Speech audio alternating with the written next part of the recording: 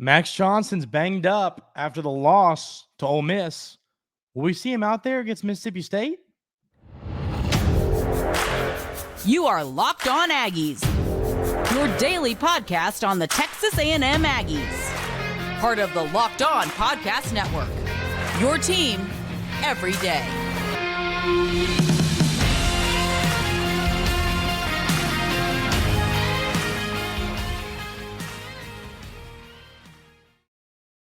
Welcome on into Locked On Aggies. I'm your host, Andrew Stefaniak. Thanks for making Locked On Aggies your first listen every single day.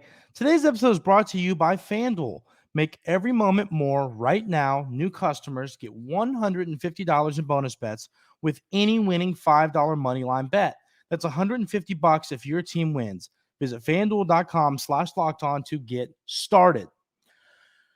The news I kind of alluded to yesterday, but I didn't want to say it in case we got some more positive news, which we kind of did, was I thought that Max Johnson would be ruled out for the rest of the year. There were some rumors he had a rib injury, and I thought we wouldn't see him again. Now, I still have my doubts. I still have my concerns. We'll run through all that today. It seemed like Connor Wigman was going to be out for a very long time, and then coach is like, oh, he's day to day, week to week. Be all right. And then out for the year. Now, Max Johnson, it'll be interesting to hear if he practices. I'll get to talk to Coach Fisher on the SEC teleconference, and I'm going to ask him for my own update and see if he'll give me anything. Probably won't, but then I'll ask him for, I want to hear about the other quarterbacks, his confidence level in those guys. So, coach lists Max Johnson as day-to-day. If I had to guess, if I had to lay my claim, I don't think we see him on Saturday. I don't. I think that Coach Fisher is a big believer in the advantages that come with not saying, whether who's healthy, who's not healthy so that teams have to game plan for everybody, which there is an advantage to that. I'm not hating on that mindset. But, I mean, here's the deal. Wigman's down and out.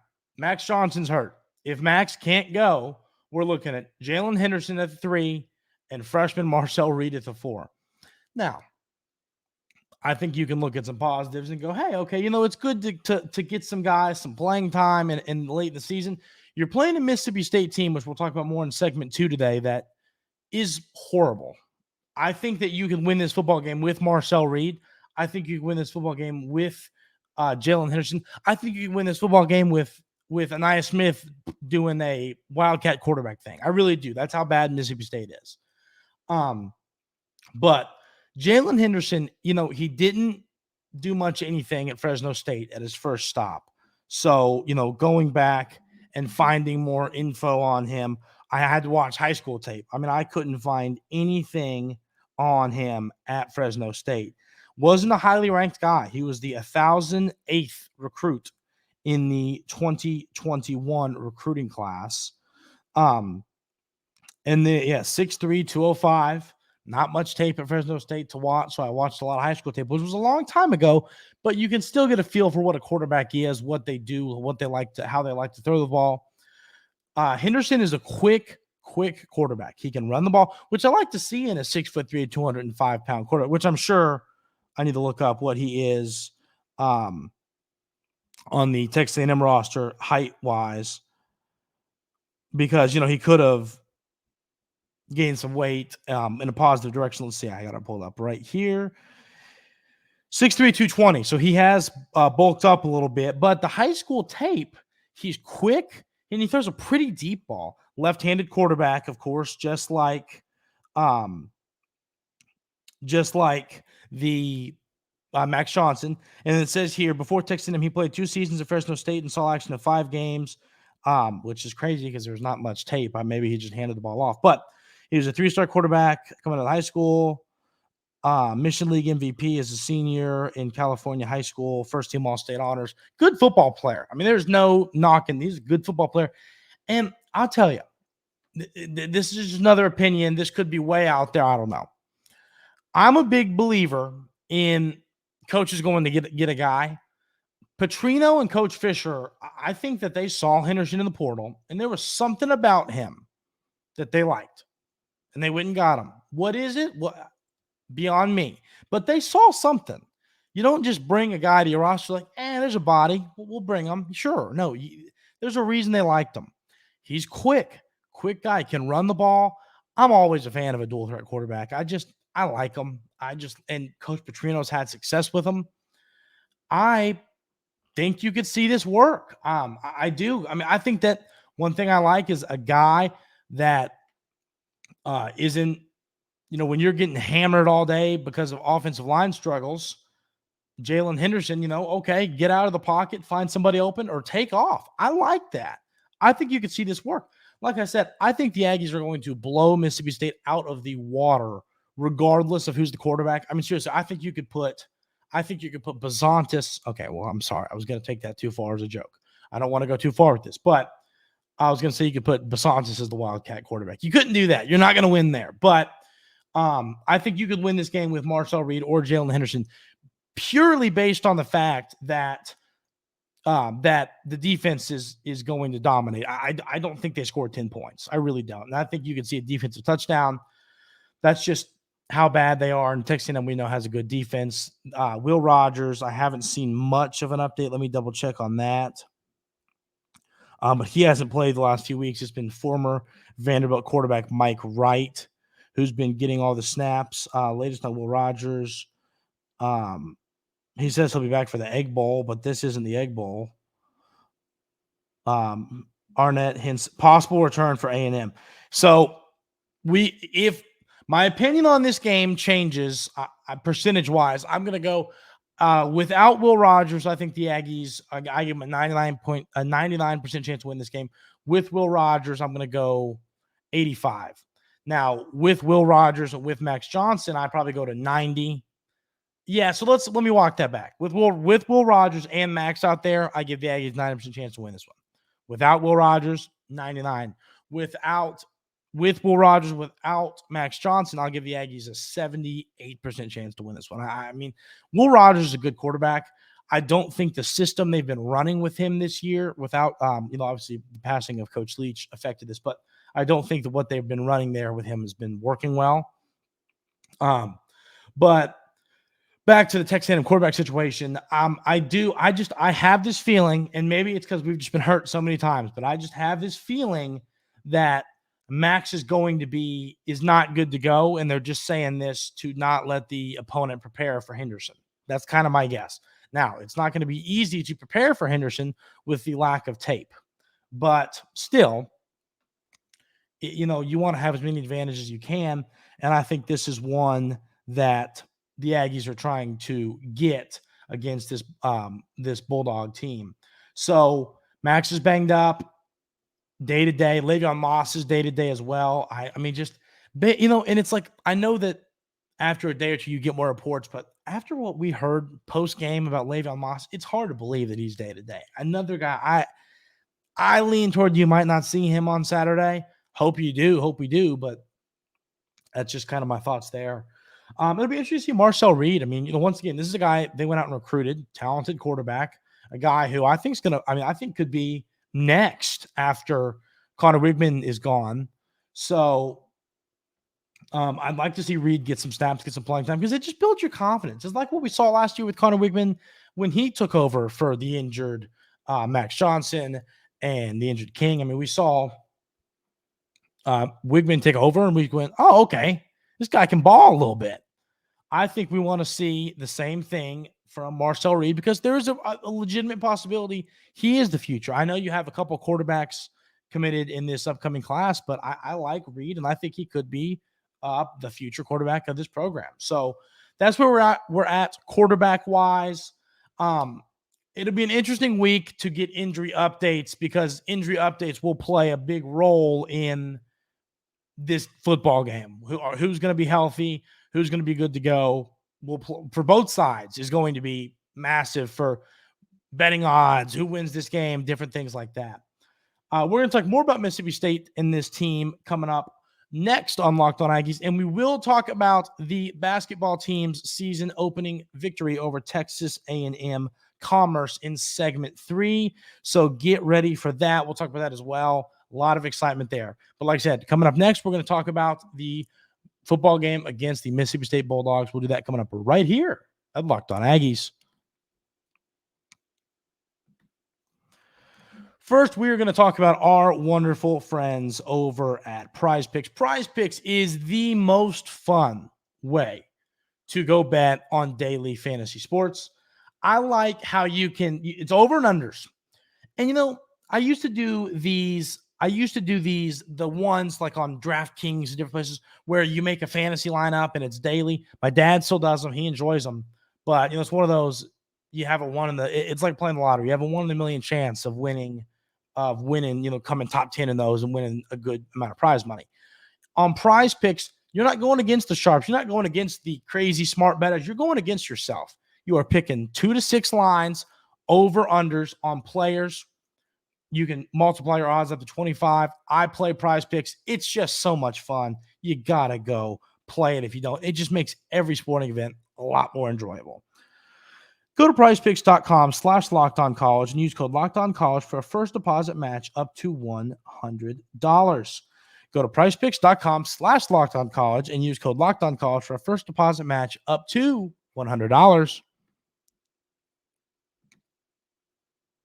So, speaking more on Mississippi State, I talked about heading into the year. Now, I know there's coaching turnover with the tragic passing of Coach Leach. There was coaching turnover. There was different things there. But with Coach Arnett, it just hasn't panned out for the Bulldogs this year. I don't know what his future looks like there.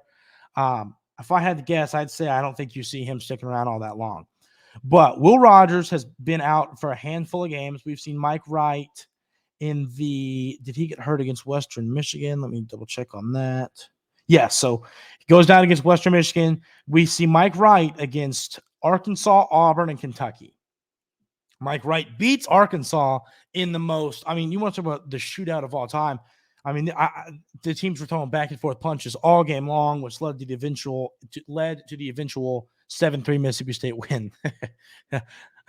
I'm sorry, I made myself laugh. That was good. But and then lose to Auburn 27-13 in Jordan-Hare Stadium. Lose to Kentucky at home 24-3. So this Mississippi State Bulldog team, aside from a win over Arkansas, is kind of limping into this ball game, 4-5. And now they have to come to Kyle Field to play in that atmosphere. I don't think anyone's happy about that.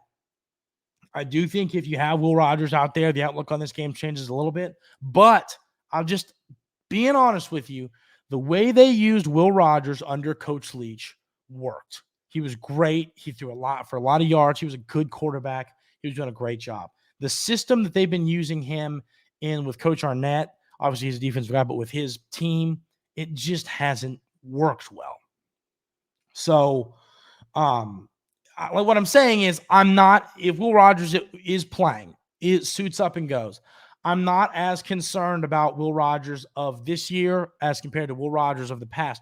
The only thing I would say is it's still a veteran quarterback who, if he has a good game, can beat you. That's my only thought there. But it's not an offense that clearly isn't working well for his skill set. But the defense, which is interesting with Coach Arnett being that guy, you thought it would be better, but it just hasn't been good. I mean, it's not like the worst defense ever. I mean, it's not like it's like, but 27 to Auburn, 24 to Kentucky, 3 to Arkansas. Not a terrible defense, but it's not a good defense.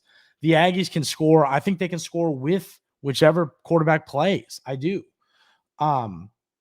So the Aggies should be able to score. I think they will. The A&M defense should have a field day, I think, regardless of which quarterback is out there. Now, I'll tell you this. There hasn't been a ton of sacks on the quarterbacks. That's 14 sacks. I read that wrong. So there has 14 sacks on Rogers, 3 on Mike Wright, and then 3 on Parson, who is the guy who Mike Wright kind of looked bad against Kentucky, and then Parson took over. I wonder if all those sacks came in that one game against Kentucky, I guess. But point being, so that is 20 sacks for the Mississippi State quarterbacks this year. Once again, that's not a number where you look at it and you go, that's like, that's less than a buck or two. That's 1 or 2, 1 point, whatever a game. It's not the worst number ever. Not the best in the SEC, not the worst in the SEC. So, but when I see those numbers, I go, okay, this pass rush can get after whichever quarterback is back there, whether it's Parson, Wright, or Rodgers. I mean, whoever's back there, this pass rush can get home and should have a good day. I think this Texas A&M defense is due for another 7-sack game. I just think, I don't know. I feel bad for Mississippi State, but this Texas A&M team is just angry. Everything I've seen, some different interviews with players, they're angry. They're angry, and I can see them taking that anger out on Mississippi State and just, being like putting up a lot of points, putting up a lot of sacks, putting up a lot of turnovers, X, Y, and Z, just because Mississippi is not good, and this team is just angry. I mean, I do, as much as we, talk about things that need to be better, I do at some point, you just feel bad for these student athletes. You feel bad for these student athletes because of just these tight losses. The handful of one possession losses you lose by, and we talked about a lot this week, but you lose by one possession to Alabama, one possession to Tennessee, one possession to Ole Miss. So 3 one-possession losses in the game against Miami that still, I believe, could have gone a different way. It's hard on this team. So I think that for them, I think it'd be great if they went out and just blew this team out of the water. Just a good morale victory, So I think that'd be great. And I think it'd be good to see if one of these other quarterbacks, whether it's Reed or Henderson, does have to go out there, if they have a good showing. I think that makes you feel better for the quarterback room going forward in the future. So that's kind of where Mississippi State's at. A&M defense should have a good day. I think you can win with whichever quarterback's out there. You still want it to be Max. Because that gives you your best chance of winning this football game. But I do think you can win it with whichever guy's out there. I really think that 14 points will win this game. That's how bad the Mississippi State offense is. I think with Rodgers out there, I'd say 21, maybe 24 points will win this game. My opinion changes a little bit if we see Will Rodgers out there.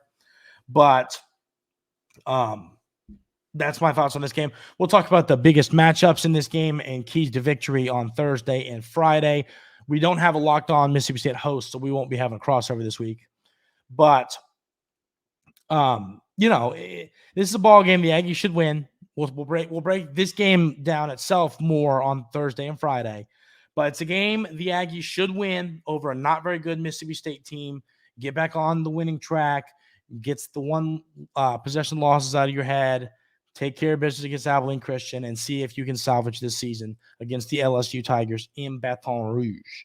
Last thing I want to talk about before we get into this basketball game in segment 3 is the Butkus Award finalist list came out, and Edgerton Cooper was not listed. I want to find the list and read the names. But the list came out and Cooper, here's the list. Carter Cares of 24/7 put this out, who covers the Aggies really well. Linebacker Cooper, not a semifinalist for the Butkus Award, which goes to the nation's top linebacker. I mean, this is absolutely insane. No linebacker in the country has more tackle for losses. 16. The Cooper this season, he has a case to be the SEC Defensive Player of the Year. No question about it. The guys on here, Tommy Eichenberg from Ohio State, Jalen Ford from Texas, Cedric Gray from North Carolina, Jay Higgins from Iowa, Tyron Hopper from Missouri, Curtis Jacobs, Penn State, Deontay Lawson from Bama, Maris Lafua from Notre Dame, Jeremiah Trotter Jr. from Clemson, Edifan Olfashio from Washington, Nathaniel Watson from Mississippi State, and Peyton Wilson from NC State. You can't convince me that there's not one player on that list that Cooper's better than. I mean, this is truly, we've seen snubs and different things in life, whether it's the NFL MVP, the NBA MVP, maybe the Heisman here and there. This is horrendously awful. And Cooper went to Twitter to voice his opinion on it. Rightfully so. Cooper, we're with you, bud. I mean, this is so awful. I mean, that is just horrendous. So I think you might see 22 sacks from Cooper on Saturday. He really might, because he is angry and he wants to prove I should be on this list. I don't know how this works. I don't know if he continues to play well. Can he get on this list? I don't know that. But this is really crazy. I mean, just crazy. We are going to talk about the Aggies' season opening hoops win coming up right here on Locked On Aggies. First, we're going to talk about our wonderful friends over at FanDuel. Score early this NFL season with FanDuel, America's #1 sportsbook. Right now, new customers get $150 in bonus bets with any winning $5 money line bet. That's $150 if your team wins. If you've been thinking about joining FanDuel, there's no better time to get in on the action. The app is so easy to use. There's a wide range of betting options, including spreads, player props, over-unders, and more. I use FanDuel for all my sports betting. It's just a ton of fun. It's the best place to do it. They have the best lines, the best payouts. I love FanDuel. You have got to go check it out. I promise you're going to love it. It is the best way to bet on sports. So visit FanDuel.com/lockedon and kick off the NFL season. FanDuel, official partner of the NFL. Hoops is here, ladies and gentlemen, and the Aggies are 1-0 after a big-time victory over Texas A&M-Commerce. Good way to get the year started, the 78-46 victory. Your leading scorer, who other than the GOAT, Hayden Hefner, 7 for 10 from the field. He got the nod to start in this ball game. 7 for 10, 3 of 6 from deep, 4 rebounds, 2 assists, 19 points. Henry Coleman, 22 minutes. This is a weird stat line from him. 1 point. He didn't attempt a field goal. 8 rebounds, 1 assist, 1 point. Then you have Wildens Levesque, the 6'11", 250-pound senior, 1 for 1 field goal, 4 points. So 1 for 1 from the field, 4.6 rebounds. Then Wade Taylor, the GOAT, 6 for 11, 4 for 7 from deep, 4 rebounds, 6 assists, 16 points, just doing it all for the Aggies. The front runner for the SEC Player of the Year, and you see why in the season opener. And then, like we talked about, Hefner, 19, 4 and 2, 3 of 6 from deep. And then Boots, 4 of 8 from the field, 0 for 1 from deep, 4 rebounds, 4 assists, 9 points. Then on the bench, we saw Solomon Washington had 10 points, 7 rebounds, 1 assist. Garcia had no points, 3 rebounds, 1 assist, 0 for 2 from the field. Then we saw Carter with 8 points on the bench, 2 for 8, 1 for 6 from deep, 4 rebounds, 3 assists. And then Lawrence, the transfer, 11 points, 1 rebound, 4 from 6 from the field, 2 for 3 from deep. My thoughts from this game is, what's the deal with Marble? He wasn't out there. We don't have an update there. Haven't heard anything. This is being kept really close to the chest of the university and Buzz. But it's one of those where I'm happy with the season opener. I think, Texas A&M-Commerce kept this game somewhat close in the beginning of the game. Like, what was the halftime score? Halftime score, it says right here. Oh, they ran away with it more than I thought. But there was a point in time where this game was a little tight. The Aggies ended up winning the first half 42-27, winning the second half 36-19 to, of course, win the game 78-46. It's a good season opening win. I mean, it really is. Another thing I like to see, the Aggies were 46.7% from the field, 39.3% from 3, 11 turnovers. You want to see that. That number needs to come down. I like to see a team 6-5 turnovers in a game. That's elite level turnovers, but you would figure with a talented veteran roster, that's where the number would be. So we need to see that number get down to the 11 or to the 5-6 mark, or next game, get it down to 8. Then the game after that, get it down to 6. Keep working it slowly down with these veterans till you're kind of looking at 5-6 turnovers a game. You out-rebounded Commerce 52-33. I mean, that is awesome. The rebounding in this game was awesome to see. You need to see teams. The Aggies are going to be great rebounding. A big team of older guys that know how to position themselves, know where to put their bodies to collect rebounds. This team's going to rebound at a high level, even when we get into conference play. Free throws, nothing needs to get cleaned up. 11 for 17 in this game. 64% from the free throw line. Got to be better there. But 16 offensive rebounds too. I mean, that is just awesome. 16 offensive rebounds is going to win you a lot of games. It doesn't say the second half, second chance points. I need to find that. Fouls. The Aggies had 11 fouls in this game. That's not a ton of fouls. It's good to see. 6 steals, 3 blocks. That's going to help you get some transition points, help you run out and score. Love to see that. But yeah, I mean, all in all, I was incredibly happy with the start for this basketball team. Much more difficult games are coming up. I mean, you got Ohio State coming up next. You play Ohio State on the road. It's going to be a game where I'm happy that you got these old veteran guys who can play in these, hostile environments. Ohio State, not the best team in the world, but still a Power 5 Big Ten opponent. You got to be careful. You got to go in and play your best basketball, or they can beat you. Then you got SMU, Oral Roberts, Penn State, Virginia. This is a really good non-conference schedule for the Aggies. I mean, if you look at these first handful of games in November, this game against Commerce was really the only easy win on the schedule.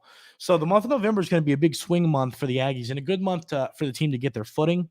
But the game is coming up Friday against Ohio State at Ohio State. It's going to be a fun one, road game. We're going to learn a lot about this basketball team in that game. And then we'll, of course, break that down throughout the week and break this team down. And, of course, once football season's over, we'll talk a lot more about basketball as a whole. We'll do some bonus episodes, some reaction shows, stuff like that. That is going to do it for today's episode of Locked On Aggies. Thank you so much for tuning in. Really appreciate it, y'all that are here every single day. Thursday and Friday, we'll break down the biggest matchups and keys to a victory for the Mississippi State game, talk more about some injuries, and I'll let you know everything as I learn more about it. Thanks for tuning in. Have a great rest of your day today, and we will see you tomorrow.